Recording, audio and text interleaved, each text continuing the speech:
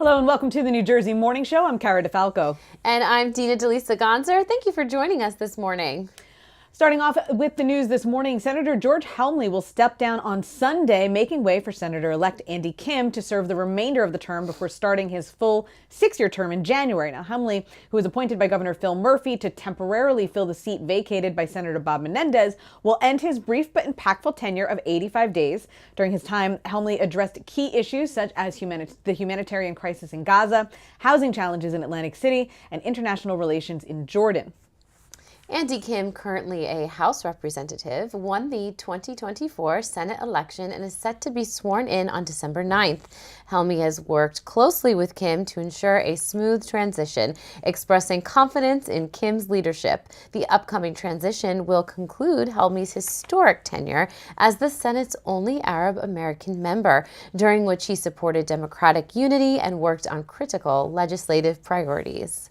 Really interesting stuff when you have these kind of unique things that happen in government, an 85-day tenure, Yes. Someone's appointed because of the whole Bob Menendez trial, that That was great. I mean, that's New Jersey That was politics at something, its yeah. finest, quite frankly. That was something. That was, yes, it was. But really interesting stuff. And it was, I think, good of him just to kind of, make way for the incoming senator. I mean, listen, it's your chair anyway, just you take it. It's so nice when people are more interested in smooth transitions rather than their own personal interests. Exactly.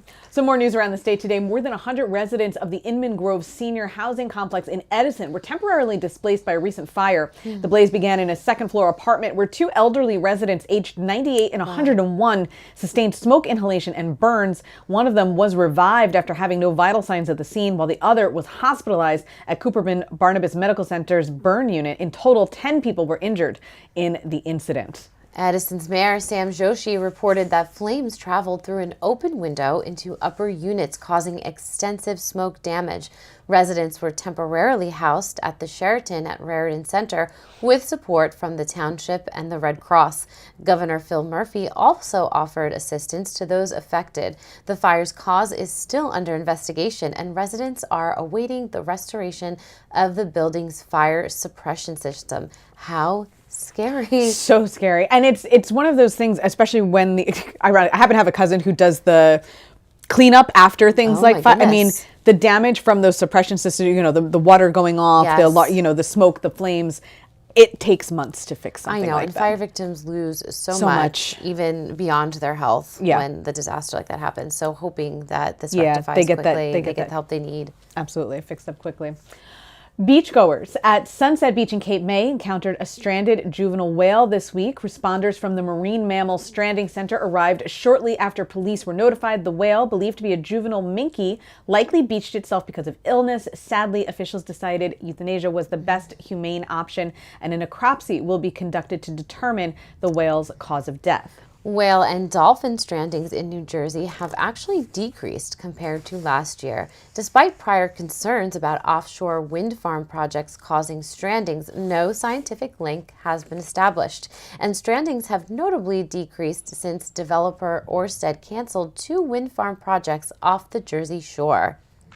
Well, it's so sad to see. I know, you hate to see. I was very pregnant this summer, so I did not spend a lot of time at the beach, which is normally my favorite place, but I have always been amazed, and I love when I take friends and family from out of state to the Jersey Shore, and there's dolphins jumping on the horizon, those or you dolphins, can see a whale, or the little mini rays, and they're playing in the surf, and people are like, "This is New Jersey." Like, you don't realize we have such beautiful marine life here, and it's always sad to see when something like that happens. For sure. But hopefully they'll find what happened. And the cause. Yeah, absolutely.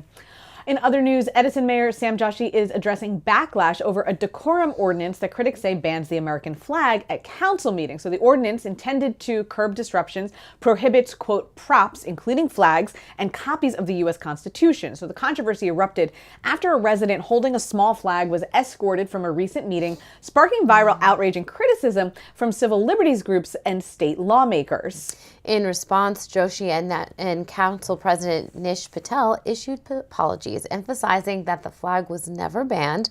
Patel called the misunderstanding regrettable, but defended the ordinances as necessary to maintain order during meetings. Despite their statements, there was no indication the ordinance would be repealed, leaving critics questioning its implementation and potential impact on free expression.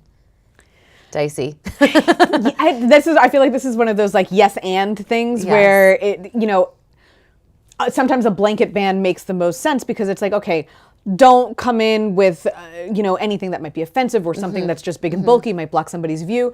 Quite frankly, I mean, I'm sitting here and going, okay, sometimes, even those little handheld flags, they have a little point at the end. You never know what somebody is thinking. Yeah. It's like the intention is good, but then when you expand the thinking on then it's like, all these snags come up. And it's, I don't know, maybe just, and you know what, it's a municipal council, so maybe just come with your voice. We don't necessarily need props, maybe some documents if you're trying to show something, but other than we're not improvising, it's not Broadway. Yes, exactly. So, we'll see what they do with that. Coming up, there's a new, healthier fast food option coming to Clifton.